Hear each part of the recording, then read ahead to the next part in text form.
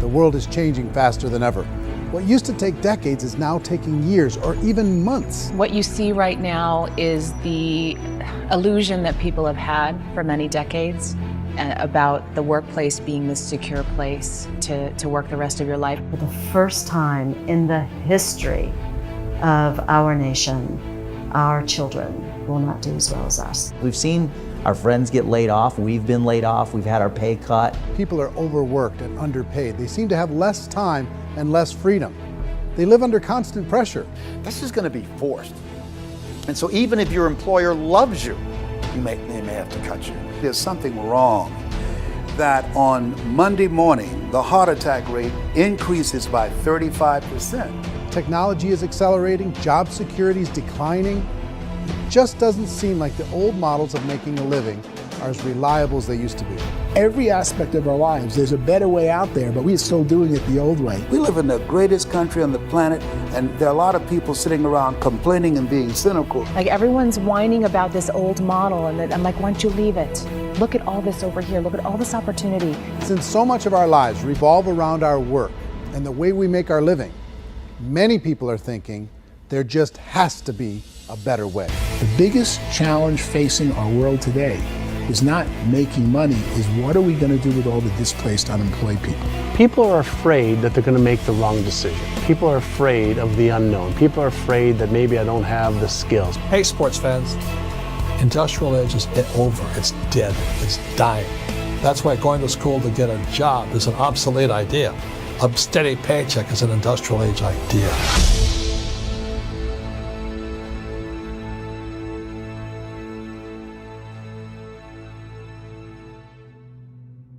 In our search for a better way to make a living, we've come to the conclusion that becoming an entrepreneur is actually safer than being an employee.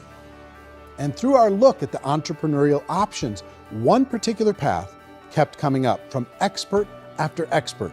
And I think most people will find it surprising because it's certainly a non-traditional business model. That model is for people to start their own business and become an entrepreneur through the creation of a network marketing business. Some people call it direct selling because the product is being sold directly from the manufacturer to the end consumer, cutting out the middlemen. Other people call it multi-level marketing or MLM because there are multiple levels of commissions paid. The most common term today is network marketing because network marketing best describes using a large group of independent distributors, independent entrepreneurs to move a product or service more efficiently. So my friend here, Donald Trump, and I, we always write about the network marketing industry.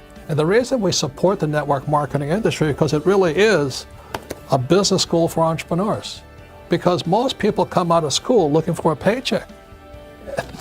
Oh, that's terrible. I would go into network marketing like that. I think if it didn't exist, we should invent it. It is that good. I think direct selling is a great way to do business today. It's very easy to get into that industry and you can be self-employed, be in effect an entrepreneur. When we see multi-billionaires adding network marketing companies to their portfolio of companies, that would be a clue. When we see people who are very famous authors and very famous business people endorsing the industry, that would be a clue. These network marketing companies aren't $50 million companies, they're billions and billions of dollars. They lead the stock market, they're major companies. When we're going to get it? You know, and you're going to school to work for a paycheck, but if you want to be rich, be an entrepreneur, and network marketing gives you the spirit to be an entrepreneur. A traditional company will spend up to 50% of their total revenue on marketing. Network marketing companies use a different approach.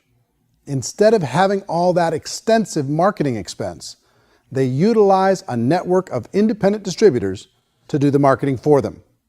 Now, why do they do this? First, because word-of-mouth advertising is so much more effective today than traditional media advertising. Second, some products need to be explained or demonstrated, and an independent salesperson can do that more effectively than an ad campaign. Third, it's completely efficient. The company only pays for the marketing of their product if a sale happens and not before. Imagine if Amazon allowed you to become an independent distributor and paid out 40% of its revenue to that distributor group. All you had to do as a distributor was recommend a product. And if a person bought it on Amazon, Amazon would take care of all the logistics and you'd get paid for bringing the customer. Now imagine you got paid for every purchase that customer made for the rest of their lives. Well, Amazon doesn't offer this option, but network marketing companies do. 85% of all buying decisions in our society are made as a result of word of mouth or reputation. We're recommending things to each other all the time. You know, who's your dentist? Who's your doctor? Who's your lawyer? What detergent, are you using? What legal system are you using? What product are you using? We're talking to each other about the things that we love anyway. When you go into a big box retailer, you're lucky if the clerk looks you in the eye, much less gives you any detailed or accurate information about what you're purchasing.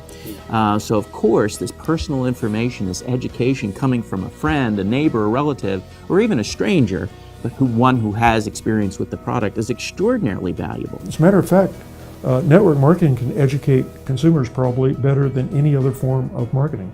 It certainly can do better than advertising because advertising usually has a certain hype to it and you can only get limited information. So, network marketing trumps advertising. If you were a typical sales company and you wanted to sell $1 million a month worth of product, you might go find 100 superstar salespeople. The quota would be $10,000 a month. So network marketing as a distribution system just flips the numbers. So we use 10,000 happy, raving fans of a particular product, and we don't concern ourselves so much with how much product each one of them individually sells. If they sell just $100 or $200 a month, and there's 10,000 of them, you're selling $1 million to $2 million a month worth of product. And that's the best way I can explain how network marketing works. This is the marketing arm of the company. There's not money being wasted on bricks and mortar. There's not money being wasted on inventory that's sitting stagnant somewhere. There's not of employees standing around that don't have customers. These are people that are going to connect with customers. These companies allow people to become independent distributors for extremely low cost and with no minimum time or sales quota. Essentially, they own their own business and can provide as much or as little sales as they choose. In other words, the distributor gets all the benefits of traditional business ownership without the risk. The advantage of network marketing is the ease of entry, the low risk, and the low startup cost, because almost everything else has very high risk. You can get in for a minimal investment. You're buying into a system that's already been proven, products or services that have been proven to work. The keys to network marketing is providing an opportunity for the masses to get involved, providing an opportunity for the average person who doesn't have the resources to start their own business. All of this so far is fairly straightforward, but network marketing offers another benefit, and it's this benefit that makes it so interesting for entrepreneurs. Network marketing allows a distributor to build their own network of other distributors and then compensates them on the sales created by that entire group. Direct selling is, at its base, very simple. It's the sale of a product or service to an individual on a face-to-face, one-on-one basis, just the way we're talking right now. But there's an important element as well, and that's the offering in conjunction with that sale of product, the offering of an opportunity for someone to make something of themselves. No matter what your social status is, no matter what language that you speak, I mean, look how many unbelievable people are becoming successful that speak every kind of language out there. What an awesome gift to give the world. Instead of having to work your way up in a system and prove that you could be a sales manager, they just decided everybody can be a sales manager. Everybody gets to build a sales team from day one. And so what that brought into the system of growth as a direct selling company is the concept of compounding or geometric progression. Because now you can actually grow sales force very quickly because everybody is enrolling people in their own sales force. People who are like, oh, this is weird, I'm building a sales team, or what do you think you do at a regular company? How do you think a regular company works? Network marketing is the only industry that doesn't say your past determines your future. It looks at your past and says, okay, now what can we train you to do so you can have a great future? Every other employer out there wants to exploit you for what you already know, not teach you something new. So I've taken a look at the network marketing profession and really tried to understand why so many people are confused as to the validity of this as a business. One is this pyramid shape, people get really messed up with this pyramid. Oh, it's one of those pyramid things. So I just think there are a lot of haters out there who really don't understand the industry and say, oh, it's a get-rich-quick scheme. It's a pyramid. Well, corporate America is a pyramid scheme. You know what I mean? It goes like this. You have thousands of MBAs, let's say working for Ford or General Motors or Coca-Cola.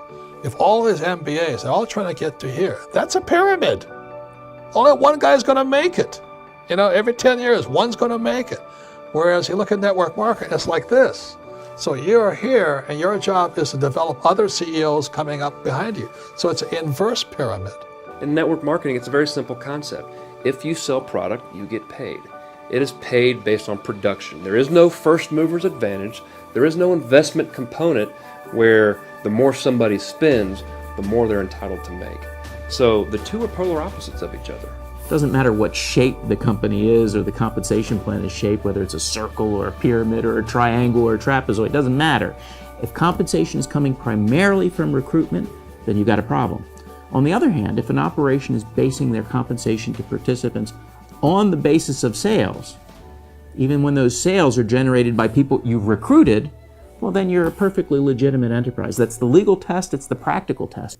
The reality is in network marketing, there's a lot of hard work involved. There's a lot of effort. You're going to have to develop yourself. It's a business like anything else.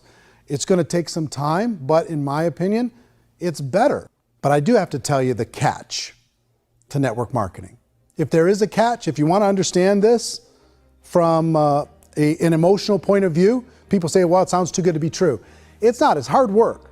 But here's the catch. Most people still don't understand it. So you're going to have to endure the loss of social esteem from ignorant people. The uneducated will think less of you. Now, if you can handle that, you're on your way. If that's going to destroy you, you know what? Entrepreneurship in general probably isn't in your future. If you can face that catch, you can become unstoppable. I want everyone to really contemplate this if they're not in network marketing. You're in a job, you probably have a mortgage, you have rent, you have debt, whatever's going on. You're in a prison. You work just hard enough to keep them from firing you, and they pay you just enough to keep you from quitting. Come on! I've been there, done that, and bought that t-shirt. In network marketing, if you run into failure, it's really just a homework lesson for yourself. There's no one to blame. You really have no excuse not to be successful. You just don't. People don't want to hear that, but there's so much available to you. If you want to be a good network marketer, be a student to the people above you, be a fellow traveler to the people on the same level, and be a teacher to those below, and know when it's appropriate to do which. People who are not afraid of asking people to buy things, or not afraid of persuading people with a chance they may say no, these people own the future. Nothing happens until something moves. So you got to go move, you got to go do something, or nothing's going to change in your life. In the beginning, you're going to do a lot of things that you don't get paid for. But as you go down the road, you get paid for a lot of things that you don't do. And your job is rehabilitate the spirit, the entrepreneur spirit in all of us. You get it back. Either give it a strong yes or a strong no, but no wishy-washy, dilly-dally stuff in the middle. There's dreams and there are nightmares, but I believe that the biggest nightmare of all is when you don't pursue your dream. You're going to see some monumental growth in this profession. It's an exciting, exciting time to be involved with the network marketing profession. The next 10 years, I see just exponential growth. When that tipping point comes, it's not a matter of asking somebody, have you ever heard about network marketing? You're really asking them, which company are you building your wealth in? We are here to fix the world, to improve relationships with other people, to improve other lives. And the real reward comes as an entrepreneur in any level from teaching somebody something and watching them soar. There is no greater reward.